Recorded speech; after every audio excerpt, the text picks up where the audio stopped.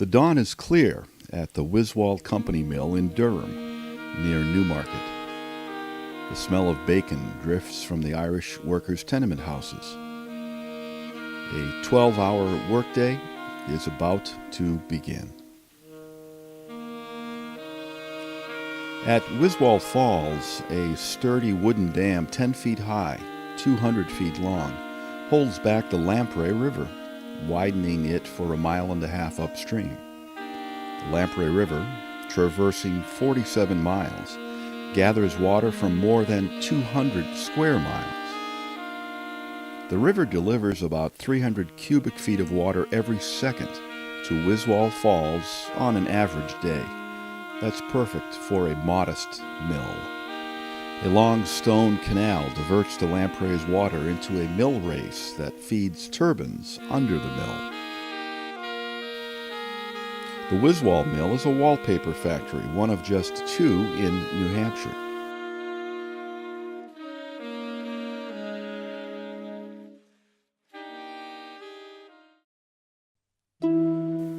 Sunlight grazes the rooftops as the workers arrive. A chilly breeze whips up the tops of the bare trees. Soon the mill's boiler is stoked. It sends steam to the machinery. The water turbine clutches are engaged, putting the overhead belts in motion. Now the Wiswall Mill really rumbles, snorts, and clatters.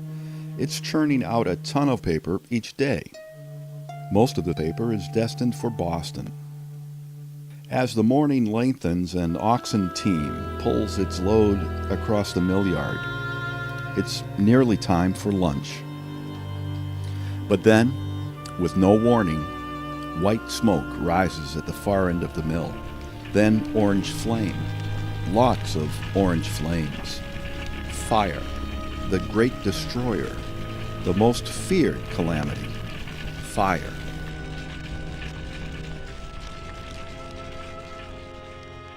Fire in Durham.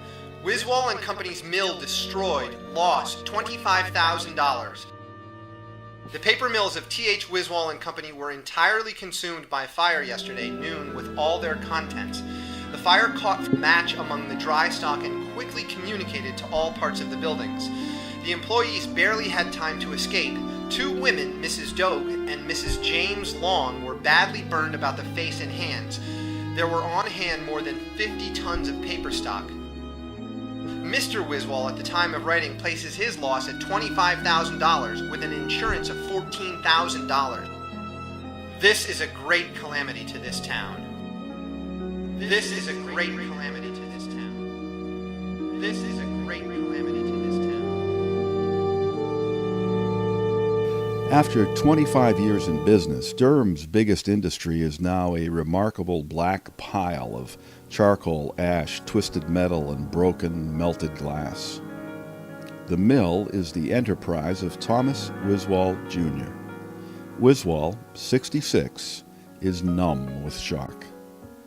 His capital assets are literally up in smoke. His insurance covers only about half his total loss.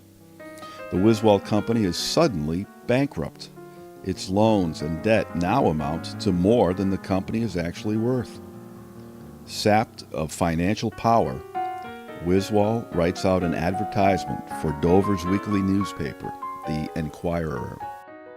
For sale, water power, situated in Durham, New Hampshire, on the Lamprey River, 1.5 miles from the B&M Railroad. This stream is supplied by 2 large reservoirs. The privilege has been used successfully for the last 30 years for the manufacture of paper. The mill having been burned, the subscribers now offer the privilege for sale. There's also on the premises 6 tenement houses and 1 elegant private residence. Also about 30 acres of land which will be sold with or without the privilege and houses. This is an excellent site for a paper mill, a woolen mill, or a shoe factory. For particulars, address T.H. Wiswall and Company, Newmarket, New Hampshire. By spring 1884, no buyer is found. Wiswall retires on his savings. living in the big house across from the mill site with his wife, Hannah, and adult daughter, Clara. A small sawmill on the site survived the blaze, and Wiswall's men operate it for another 12 years, producing only a modest profit. Then the spring thaw of 1896 brings a remarkable torrent of ice and floodwater, destroying Wiswall's dam. Now, even the Wiswall sawmill is out of business.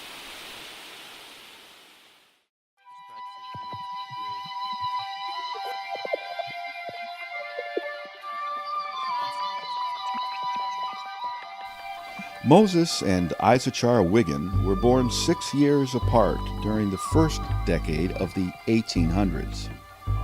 The Wiggin boys lived on the family farm near Packers Falls in Durham with their father William, mother Lydia, one other brother, and 2 sisters. The Wiggin farm would later be known as Highland House.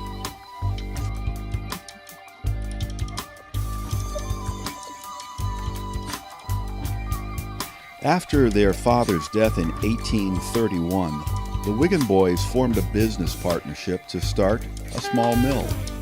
They picked a spot for their mill on Issachar's land, just upriver from Packers Falls, where the Lamprey River narrowed and forms a shallow natural fall.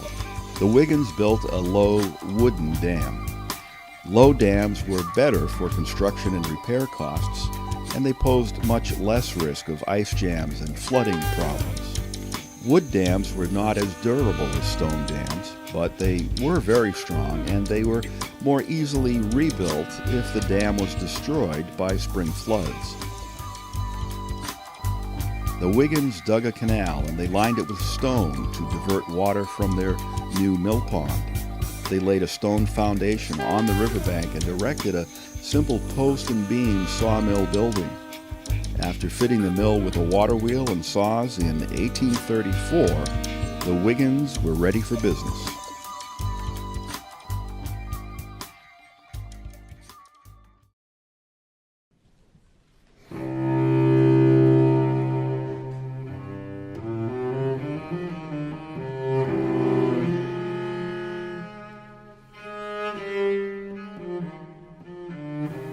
Wiggins Mill on the Lamprey River soon became the largest industrial operation in Durham.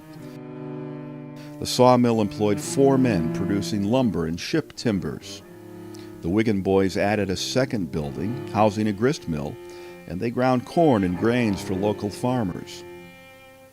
At one point, the Wiggins had almost 250 tons of ship timber on hand at their mill, plus other growth on lots they owned in Lee and Durham. Shipbuilding thrived in Durham, Exeter, Newmarket, and Portsmouth during the 1830s. The Wiggins sold as much sawn lumber as they could produce. The Wiggin mill men were as rugged as the mill was rustic. The workplace filled their pores with sawdust, and it robbed their hearing, but it gave them a good wage for a day's work. These men likely earned about $7 a week. The sawmill measured 60 feet by 24 feet. The grist mill, 50 feet by 24. Probate and census records indicated that each mill had 2 turbines. The 2 sawmill turbines drove 1 up and down saw and 3 circular blades in the Wiggin sawmill. All of the turbines together produced about 50 horsepower. In addition to ship timbers, the Wiggin mill also turned out boards, planks, clapboards, and barrel staves. These commodities became the mill's mainstay when local shipbuilding faded by the 1840s. In addition to the Wiggins grist mill, various other manufacturing operations also were conducted here.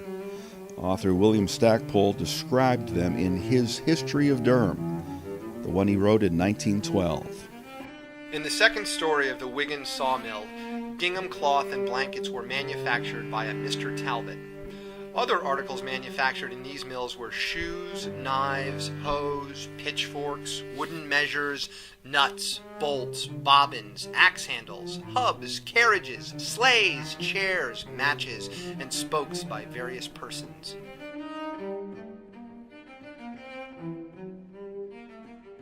Unlike farmers of the isolated inland towns in New Hampshire who had no ready market for goods or produce, the Wiggins were close to shipping ports, major roads, and a railroad freight station.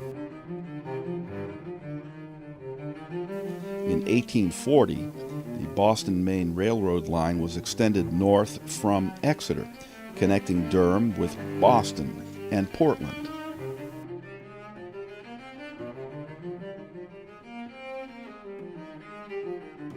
Issachar Wiggin died in 1844.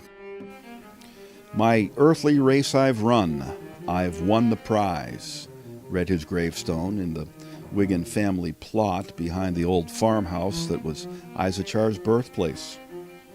Moses Wiggin took on Issachar's son, William, as his business partner for the mill enterprise. As the mill enterprise approached its 20th year, Moses Wiggin prepared to get out of the sawmill business. Why? Well, without question, the aging dams and the mill would have needed continual attention and repair. Plus, the local demand for ship timber had pretty much dried up, and Wiggin had fallen into debt. And perhaps, when his wife died at age 40, Moses Wiggin lost his will to keep up with the physical demands of the mill. Perhaps Wiggin also foresaw the future of his sawmill and its sundry products.